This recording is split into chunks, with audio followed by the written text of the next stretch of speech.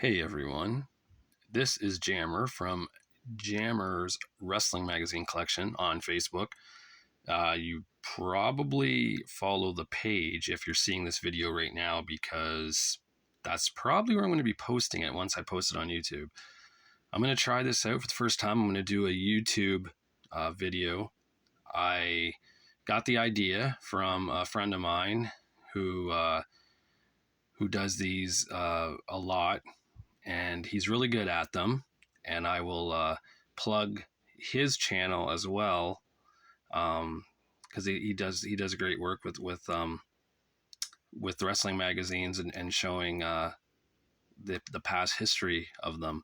But today I'm going to talk about these magazines right here, and I'm doing that because I noticed something now that is a lot different than it was a few years ago. Um, this is the complete collection of 1993, 1994, and 1995 WWF magazines. They are all in pretty good condition. I can't say they're not. When I got them, I went through them. No missing pages, nothing like that. Everything seemed intact. I think the only thing was in the 1995 ones, I think some of the cards are missing. I don't know if you remember that. We used to get like trading cards within the magazine, and you had to like rip them out. But that's not a big deal to me overall. But the big deal to me is this: is that over here, right here, this is 1995. I have all 12 magazines, January through December, and I got that in the summer of 2020 for $99. I got the whole year, $99.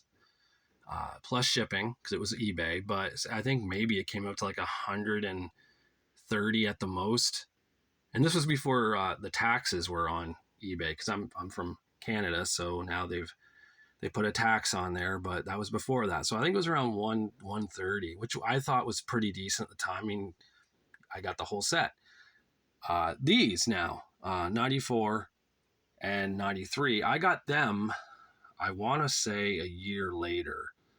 And I believe I paid $120 a year plus shipping. I got it from the same guy on eBay. So I believe it was $240 total for the magazines plus shipping.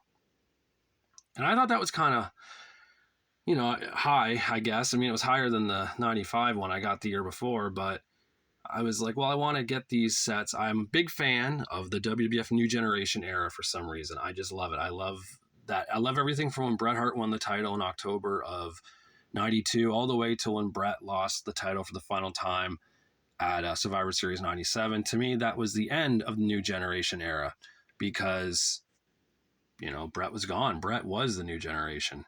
So nowadays, though, if you go on eBay and look up wrestling magazines that are WWF, ridiculous prices. I don't know what happened in the last few years because I can't figure it out.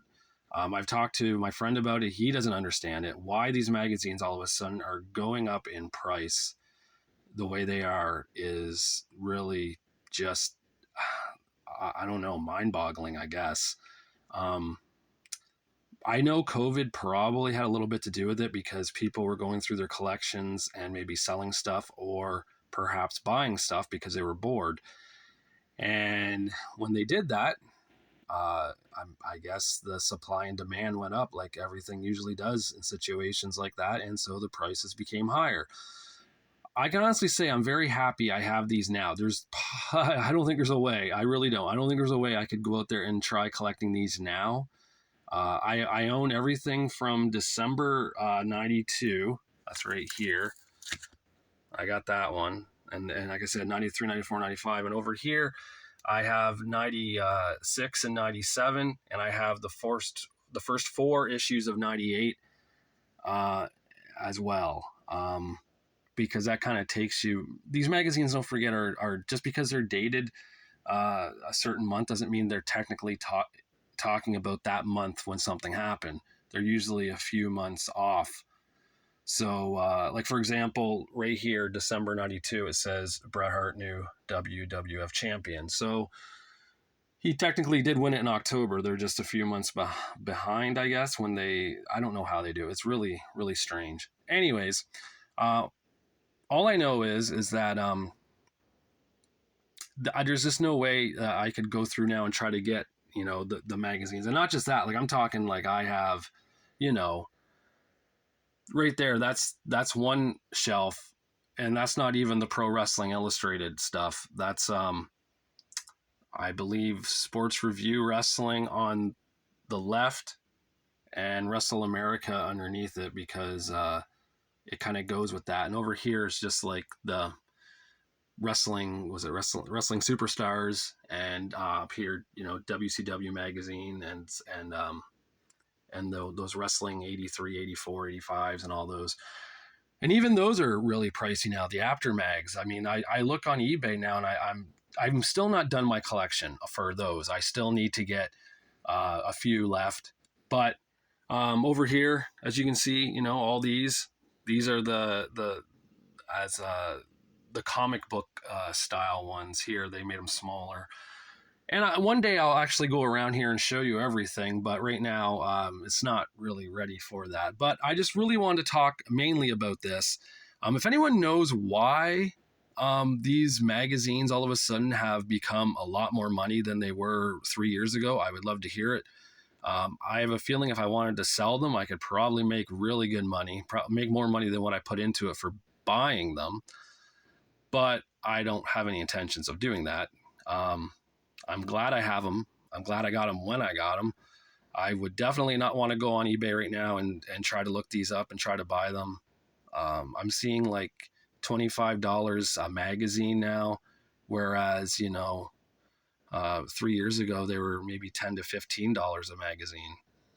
So and 25 might be as like the least now. I've seen them go for some on this is on ebay.ca. This is the Canadian eBay. I've seen some of these magazines go for like $75 each, $60 each, just for one magazine, not even for a lot, so to get the 1995 year for $99 plus shipping, and to get these for $120 each, plus the combined shipping for them. I mean, that was actually quite a steal now that I look back at it. And I'm glad I pulled the trigger when I did. But anyways, if anyone out there who collects wrestling magazines or knows anything about them, feel free to chime in with comments. Anything. I'd love to know your reasoning as to why these magazines are really expensive now. If you think they'll drop in time, is this just a situation where people know they have these, they look online and see what they're going for and put them on at that price, if not higher? I mean, I really don't know, but all I know is that I'm glad I got mine. I don't plan on collecting any of the older ones from the 80s, because for some reason, like I said, the new generation was my thing. I like that era the most. So thanks for watching. Give me a like, subscribe, and comment, and do all that other stuff that apparently you're supposed to do on YouTube. Hopefully this gets some views, and I'll do another one down the road, and we'll go from there. All right. Thanks for watching.